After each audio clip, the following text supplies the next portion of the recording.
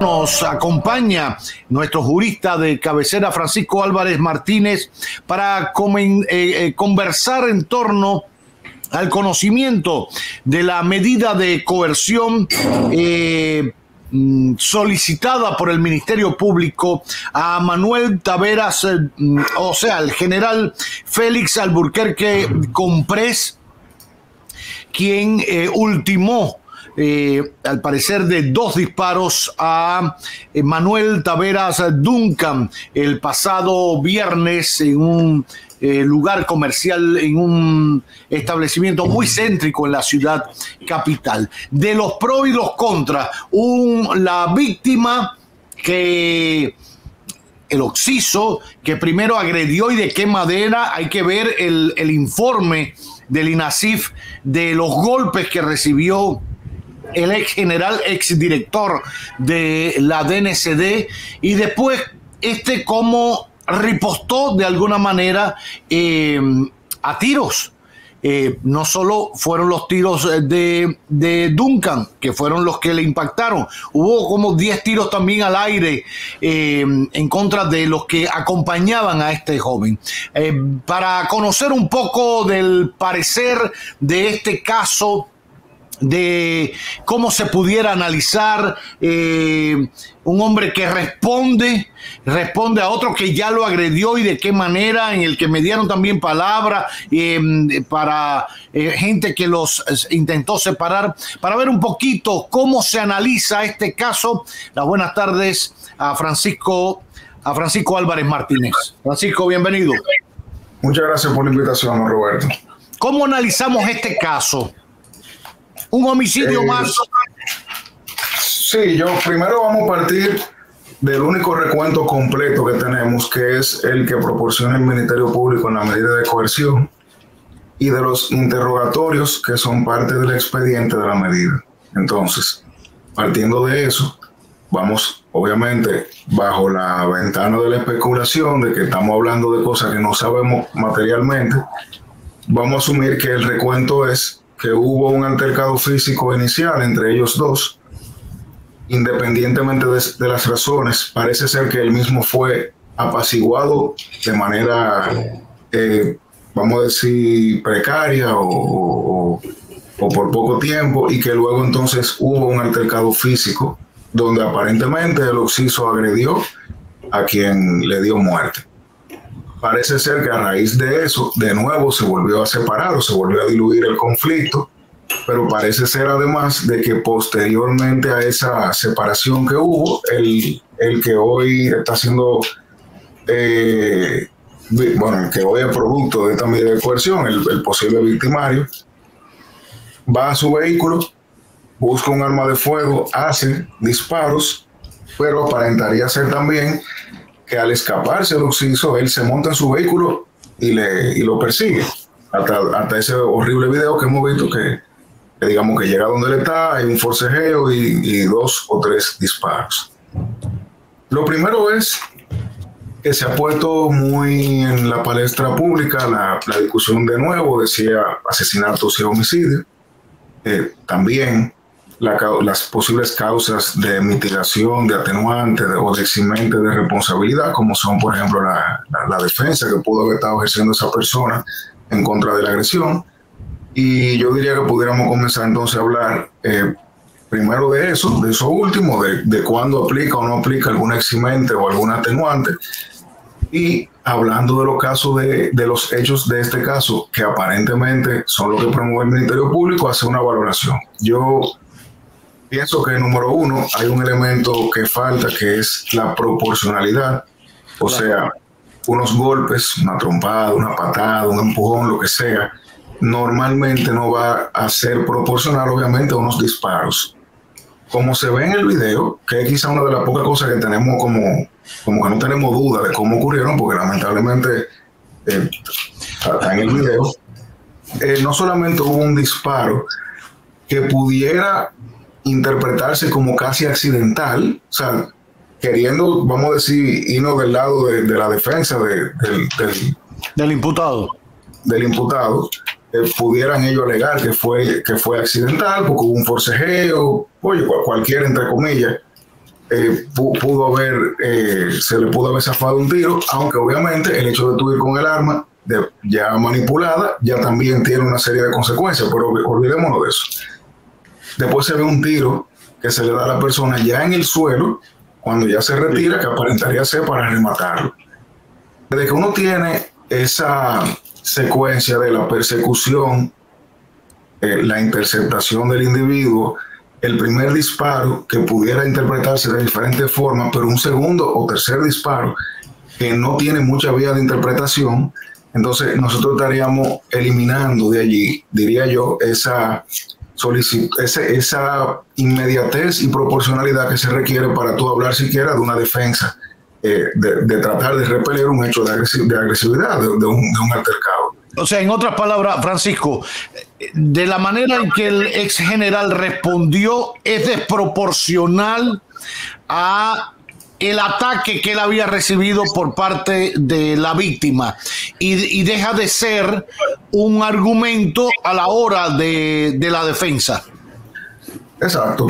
Valorándolo de esa forma, pudiéramos concluir que como esa persona no fue repelida en lo inmediato, dígase, no fue que yo lo fui a golpear y en ese forcejeo ocurrió este lamentable hecho, sino que hubo un tiempo en el cual se separan, busca el arma, hace disparos, la persona huye, la persigue, la alcanza y entonces ahí le da muerte. Digamos que ya ahí se perdió la posibilidad o por lo menos se complica, porque el derecho digamos que cambia y depende de cada circunstancia.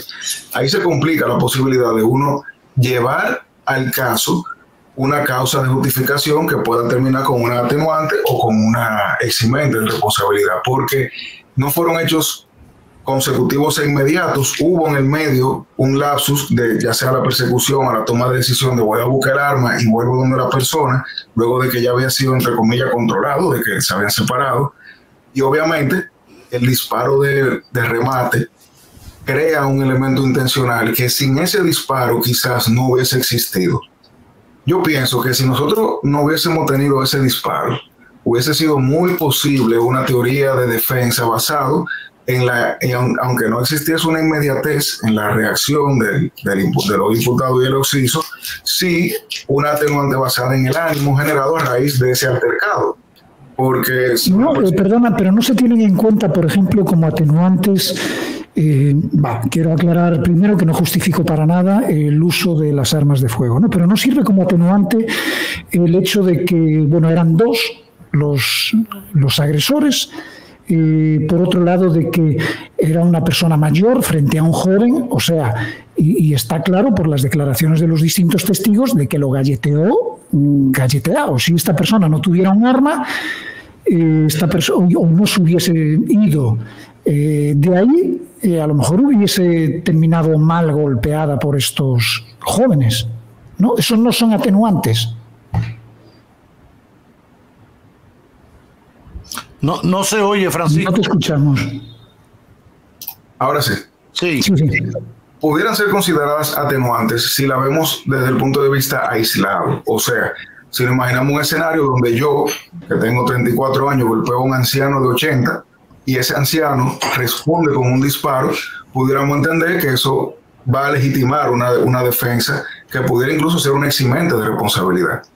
Pero eso no es lo que tenemos. Nosotros tenemos un escenario donde una persona sí agredió, pudiéramos incluso agregarle el calificativo de brutalmente a un individuo mayor que él. No tengo la edad del imputado, pero se nota que es mayor que él. Sin embargo, cuando se rompe esa agresión, porque lo separan, y uno se queda ahí desafiante, digamos, de no me voy, y la otra persona tiene el tiempo no solamente de recomponerse, sino de ir a su vehículo, buscar un arma de fuego, hacer disparos, y luego de que la otra persona huye, perseguirlo en su vehículo e interceptarlo más adelante, ya cambia la matiz de la materialización del ilícito.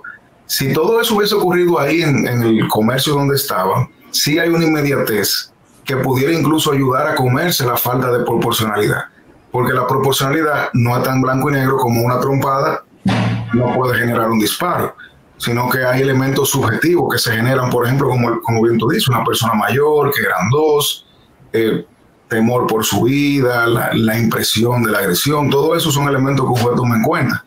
Pero desde que la persona tiene que recorrer ese camino para llegar a cometer el ilícito en la forma que lo cometió, y obviamente con ese último disparo, que ya nuestra jurisprudencia ha dicho desde hace varios años, que desde el momento de que hay un remate, entre comillas, digamos que se pierde la capacidad de tú alegar una legítima defensa, porque evidentemente ya una persona que está desarticulada físicamente en el suelo y tú la ejecutas, pues ya había una intención adicional. Entonces, pueden ser consideradas, si lo vemos aislado, como atenuante o incluso eximente de responsabilidad. Sin embargo, en el contexto que aparentemente sucedió, según el relato de la Procuraduría, yo diría que ahí van a tener un problema de que eso se materialice, porque todo visto en conjunto demuestra una serie de malas decisiones que tomaron ambos lados, y que lamentablemente el nivel de la reacción de los imputados desborda cualquier baremo de proporcionalidad. Yo te escucho y me da como hasta miedo, Roberto, porque lo que me estás diciendo es que si el imputado ahora mismo hubiese tenido el arma en la cintura y le dispara ahí mismo, la situación hubiese sido otra. Sí, porque vuelvo y le digo, cuando uno tiene que analizar un evento donde tú debes justificar lo que la persona lamentablemente hizo en base a eximentes de responsabilidad que vienen de la decisión, de la toma de decisión que produjo el ilícito. Estamos partiendo bajo tu premisa de que en ese espacio de tiempo el señor se tendría que haber calmado, pero es que la premisa puede ser exactamente la contraria. En ese espacio de tiempo el señor de repente dijo, pero espérate, yo soy un militar de alto rango, me acaban de galletear, yo traté de defenderme, no lo logré, son dos, ¿qué hago? De aquí me voy a la fiscalía y pongo una demanda, voy a ser el hazmerreír de todos los militares. O sea, partimos de una premisa, pero puede haber otra. Digo, no estamos dependiendo, estamos especulando, no estamos dependiendo de ninguna de las partes. Lo que pasa es que la legítima defensa no busca justificar a la persona en base a sus elementos subjetivos de yo soy un militar, o me hay que respetarme, o son dos, ellos van a ver, sino que lo que busca es justificar a la persona que trata de repeler un ataque que proporcionalmente pudiera producirle la mente y que debe entonces acceder a herramientas que lamentablemente quizás no sean proporcionales. Por eso que yo digo que, aunque suene feo, si hubiese ocurrido ahí mismo, si la persona tuviera el arma, como tú dices, en la cintura y en el forcejeo dispara y le provoca la muerte a la persona, tiene una valoración subjetiva distinta a cuando tú le das una persecución a un individuo que ya no te representa a ti un peligro inmediato a tu vida. Porque lo que se busca con la legítima defensa, oye el nombre, legítima defensa es legitimar, valga la redundancia, repeler un acto violento en tu contra, incluso con fuerza entre comillas letal, cuando así sea o cuando así lo amerite la situación. Entonces, el hecho de que la persona se va, huye, se separa de ti, ya tú no estás en peligro, ya tú estás en tu vehículo, ya tú tienes un arma de fuego, ya tú te puedes ir a donde se debe ir, que es a las autoridades, a poner una denuncia, a querellarte o lo que sea en contra de ese individuo, y tú decidas perseguirlo para darle tu muerte, entonces ya ahí se rompe ese vínculo que pudiera generar una legítima defensa en el sentido formal de la palabra, y se abre la puerta a todos los elementos subjetivos, como tú bien dices, porque estamos hablando de una persona alterada, una persona que quizá perdió, entre comillas, el juicio, en sentido figurado, y que al final pueda tener otras herramientas para tratar de disminuir su participación en la toma de decisión que provocó la muerte del caballero. Sin embargo, suena feo, pero es como tú bien lo ilustras. O sea, si hubiese ocurrido ahí, la valoración de esa conducta de cara a una legítima defensa es muy distinta a si sucede como sucedió.